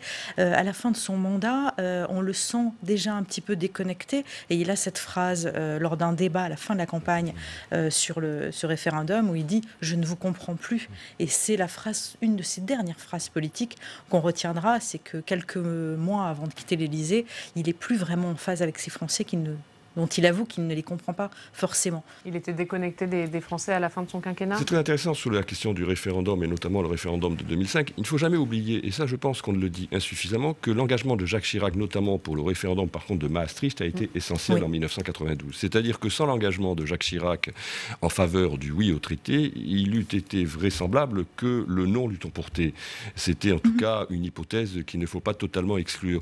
Il a certainement tiré les conséquences du vote de 1992, sachant que de toute façon une faible majorité avait accordé sa faveur à l'adoption du traité, et il avait surtout intégré, et même si on sent en effet, je suis d'accord avec vous, une forme de déconnexion en fin de second mandat, il avait intégré les fractures qui existent dans la société française, tout simplement parce que quand vous regardez ce qui s'est passé en 1992 et vous regardez le vote de 1992, vous retrouvez finalement une constante, et sur le plan électoral, qui est extrêmement intéressante et que l'on retrouve aujourd'hui encore. Et ça, Jacques Chirac l'avait compris. Et d'ailleurs, le discours sur la fracture sociale de 95 était directement hérité de cette analyse électorale. Sauf qu'en effet, il a pris un risque pensant que finalement, son engagement et que la question européenne ne faisait plus débat dans la société française. Il s'est trompé, il l'a payé de manière très chère. Il a compris ces fractures, mais qu'est-ce qu'il a fait pour les résorber? Le problème, c'est qu'il ne faut jamais oublier que la synthèse qui lui permet d'être élu en 1995 est une synthèse totalement improbable, puisqu'il réussit une alliance entre une aile libérale qui est, disons, exprimée par Alain Madelin, une aile sociale souverainiste qui est exprimée et qui va être la dominante de sa campagne de 1995 avec Philippe Séguin, et disons un point intermédiaire qui est Alain Juppé, dont il fera le Premier ministre. In fine, il réussit un cocktail électoral qui ne peut pas prendre sur le plan ensuite de l'exécution des politiques publiques, parce que tout simplement, ce en même temps-là est extrêmement complexe à mettre en œuvre. Allez, on va parler de Jacques Chirac, le Corrézien. On parle bien sûr de cette terre d'élection de Jacques Chirac, la terre à laquelle il était attaché. On va partir à Brive, retrouver Serge Gréguy. Bonjour Serge Gréguy, vous êtes le rédacteur en chef de La Vie corrézienne. L'annonce du décès de Jacques Chirac, on l'imagine, ça a été un choc pour les Corréziens.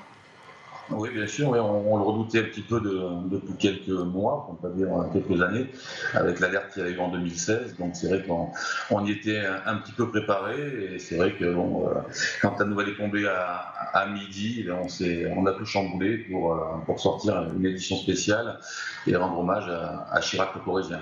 Alors justement, on va parler de votre édition spéciale de La Vie corrézienne. Est-ce que vous pouvez nous dire ce qu'il y a dedans? De quelle manière avez-vous traité ce décès de Jacques Chirac?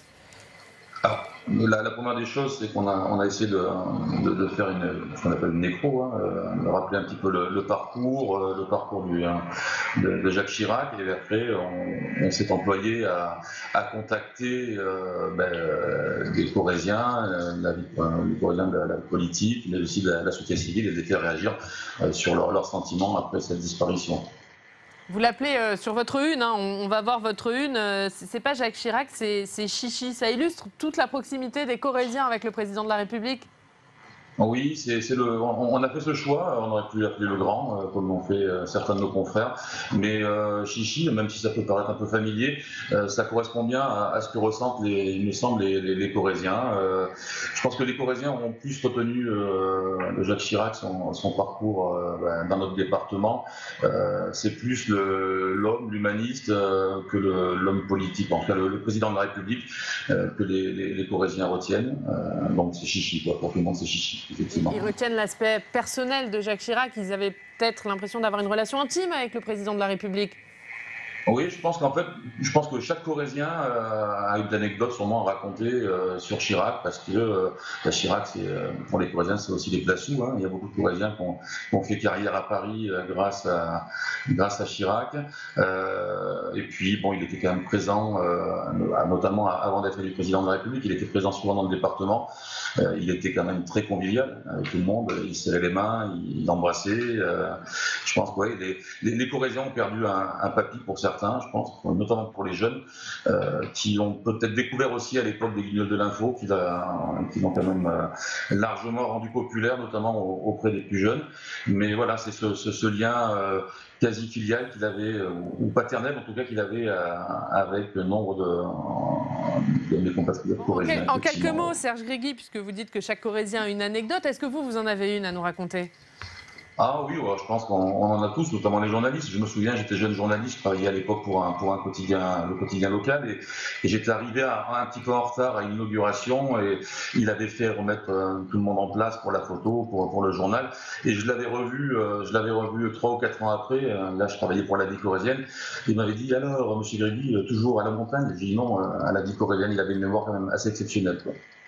Merci beaucoup, merci Serge Gréguy d'avoir été avec nous ce matin depuis Brive. On va revoir la une de votre journal La Vie corrézienne, bien sûr, journal entièrement dédié à Jacques Chirac. Merci infiniment Serge Gréguy d'avoir été avec nous. On va voir les autres titres de PQR, de la presse quotidienne régionale, avec vous Quentin.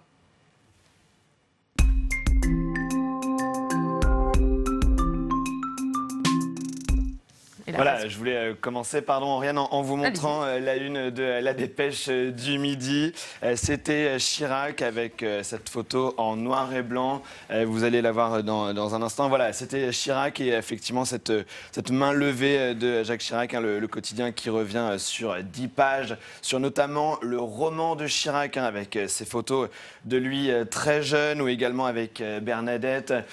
Chirac, on lit dans le journal cette phrase, lui qui aimera toujours afficher son côté franchouillard et tête de veau, cachera longtemps aux yeux du grand public son subtil désir de lointain et sa passion des arts premiers. Donc 10 pages et énormément de photos. Je voulais montrer une autre double page avec le président Hollande ou encore en Corrèze, la Dépêche du Midi qui revient donc longuement sur le parcours de Jacques Chirac. Et c'est la même photo, je crois, qui est à la une du Télégramme. Exactement, la même photo. En fait, cette photo, qu'elle soit en noir et blanc ou en couleur, elle va revenir sur une quinzaine de titres. On a compté ce matin, que ce soit dans la PQR ou dans la presse nationale. Et effectivement, le Télégramme, lui, s'est concentré sur la relation particulière entre les Français et le monde agricole. Vous en parliez d'ailleurs il y a un instant. Il a été ministre de l'Agriculture et du Développement rural de 72 à 74.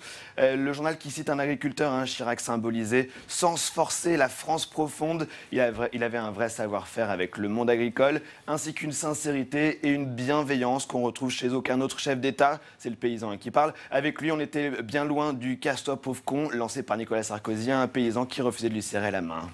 Qu'y a-t-il à la une de l'Union? Comment l'Union a choisi de traiter ce décès de Jacques Chirac? Eh bien, vous le voyez, c'est ce titre et ces mots très forts qu'on peut lire. Une part de nos vies. Jacques Chirac, 1932-2019. Ces mots, une part de nos vies, ça nous a beaucoup plu parce qu'effectivement, chacun d'entre nous a une histoire particulière, que nous soyons jeunes ou plus âgés avec Jacques Chirac.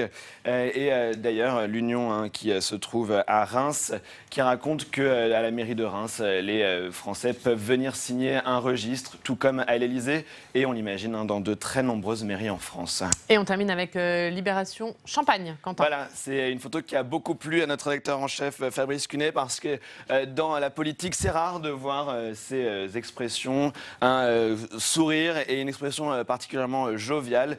Et donc cette photo, elle nous a beaucoup plu à la rédaction de Public Sénat. Merci Quentin pour cette revue des Unes. Qu'est-ce que vous avez envie de retenir, vous, de Jacques Chirac, Arnaud Benedetti ? Sa longévité, cette carrière politique un peu à l'ancienne, je suis plus sûr qu'aujourd'hui des carrières politiques de ce type puissent encore se déployer.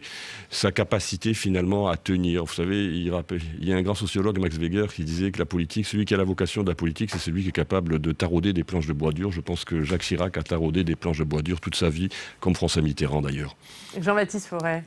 Son élégance, sans doute. Enfin, on voit des photos de Jacques Chirac dans les années 60-70. C'était un peu le Gary Grant de la politique française. Il avait vraiment une forme d'élégance aussi dans le contact. Moi, j'ai une anecdote que j'aime bien sur Chirac. Quelqu'un lui dit lors d'une de ses tournées électorales « connard ». Et Chirac répond « enchanté, moi c'est Chirac ». Et ça avait de la gueule. Ça avait quand même une autre gueule que « casse-toi pauvre con » ou « achetez-vous une chemise ». Sans tacler personne. Jacques Chirac, c'est aussi ça m'en touche une sans faire bouger l'autre. C'était moins classe. Mais moi, c'est ça que j'aime chez ce que je retiendrai de Jacques Chirac, c'est cette complexité. Il n'était pas il était à la fois ce que vous citiez et une bonne dose de vulgarité parfois. Ce que je retiendrai aussi, c'est cette force de vie, cet amour pour la politique. Il aimait la politique passionnément, à tel point que lorsqu'il a quitté l'Élysée, cette maladie s'installe à ce moment-là. La vie n'est plus pareille. Il a du mal à se passionner pour la vie parce qu'elle n'est plus politique. Et donc, il aimait la France, il aimait la politique. Il avait une force de vie incroyable. Et j'ai une anecdote qui me reste en mémoire. Lors de cette fameuse campagne de 2002, il arrive en fin de campagne. Il n'a plus de voix. Il doit parler, je ne sais plus, il doit animer un débat. Il n'a plus de voix. Et en un quart d'heure, sa voix revient. Je pense parce qu'il aime ça, parce qu'il est là où il est, où il doit être. Et du coup, ça sonne juste. Et le message qu'il envoie aux Français sonne juste à ce moment-là. Arnaud Benedetti, est-ce que Jacques Chirac, c'est le dernier homme politique, le dernier grand fauve politique ? Il en reste encore quelques-uns. Il y a encore son prédécesseur, un de ses prédécesseurs à l'Élysée, Valéry Giscard d'Estaing, qui était aussi un grand fauve politique et qui a une longévité politique à peu près équivalente à celle de Jacques Chirac. Je pense qu'il incarne une façon de faire la politique à l'ancienne. Ce que vous disiez sur à la fois ce cumul des mandats en étant président du conseil départemental de la Corrèze et maire de Paris apparaît totalement aujourd'hui atypique, voire anormal. C'est cela qu'incarne Jacques Chirac. Et ce qu'il incarne aussi, et c'est ce qui a fait sa force vraisemblablement, c'est qu'il a incarné le pays à un moment où le pays douter de lui. C'est-à-dire que Jacques Chirac, c'est aussi le président d'une époque où la France, finalement, devient une puissance moyenne, où il continue malgré tout sur la scène internationale, on n'en a peut-être pas parlé, mais à jouer un rôle qui est absolument essentiel, notamment lorsqu'il dit non aux Américains lors de la Deuxième Guerre du Golfe. Mais on sent bien qu'il est cet homme qui est dans un pays en difficulté, qui incarne les doutes, les hésitations de ce pays, ce qui fera d'ailleurs que sa politique est souvent hésitante et pleine de doutes, et il incarne ce moment de la vie politique française.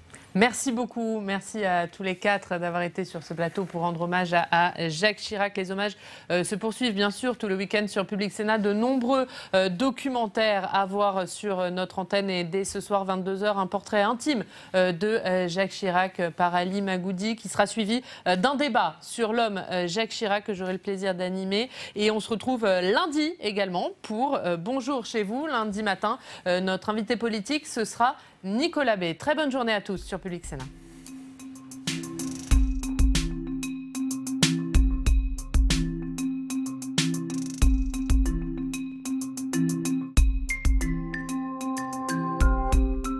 Public Sénat, en partenariat avec la presse quotidienne régionale et les télévisions locales, et avec le soutien de la Mutuelle nationale territoriale, la mutuelle des agents des services publics locaux, vous a présenté